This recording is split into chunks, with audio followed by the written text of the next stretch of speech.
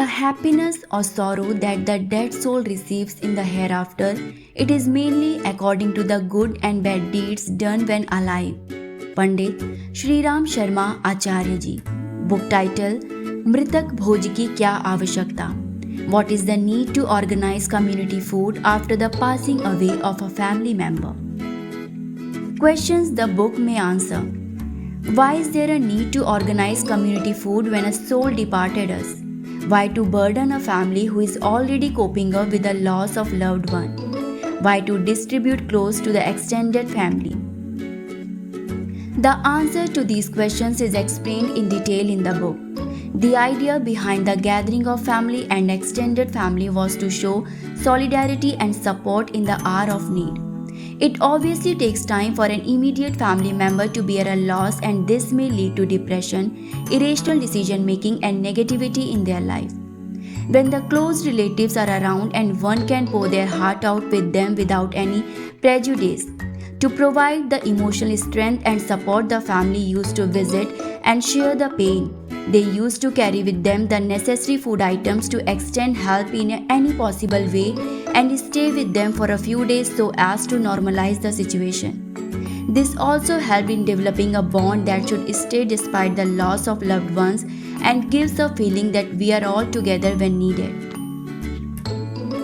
Book Introduction. This book helps us understand and avoid myths about the need for a respectful feast in the memory of those who are no longer with us. What needs to be done when the soul leaves this world? Our religious scriptures describe certain rituals that need to be done when a person dies, such as cremation, tarpan, pindadan, etc., with a donation to some charities.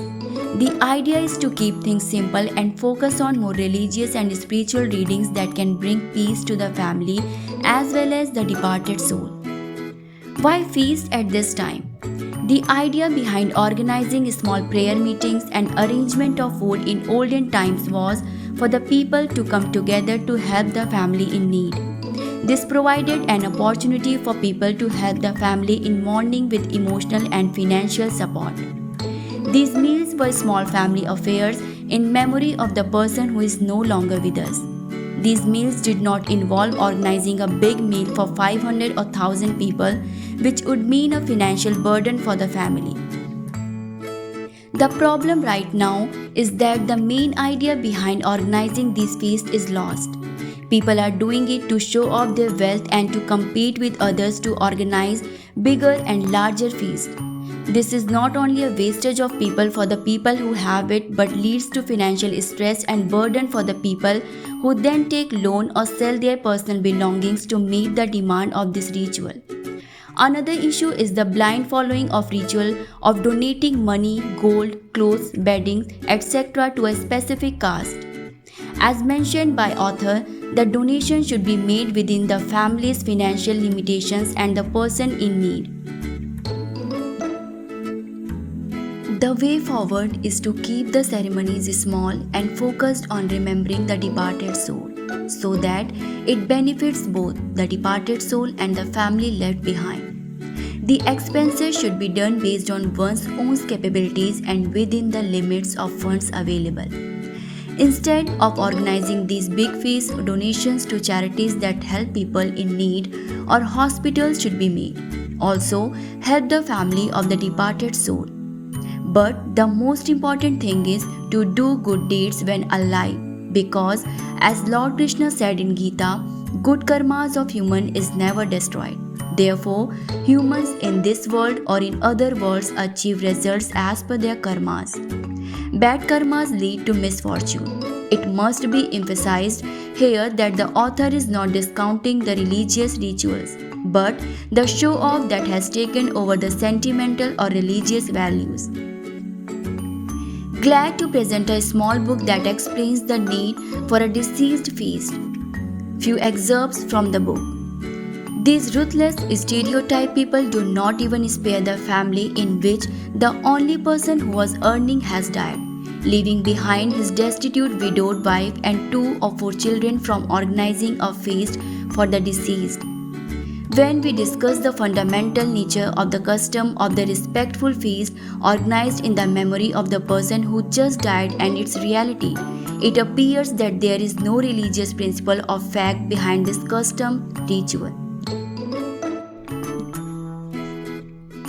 Although mythological people imagine the existing permanent Pitraloka in the name of the dead soul, always tell the need for refreshments, pindadan, food for Brahmin, etc. The followers of Vedanta, Sankhya, and the principles consider the soul to be completely separate from such bonds. And according to the ashram dharma, rituals such as Ekadashi, 13th day, Varshik Shraddha are considered unnecessary. Lord Krishna did not say that Bhatta Brahmins or caste fraternity serving sweets and meals or giving a lot of money, food, clothes, cow, gold or silver to the drunken priest in the name of the deceased will get good deeds for the deceased.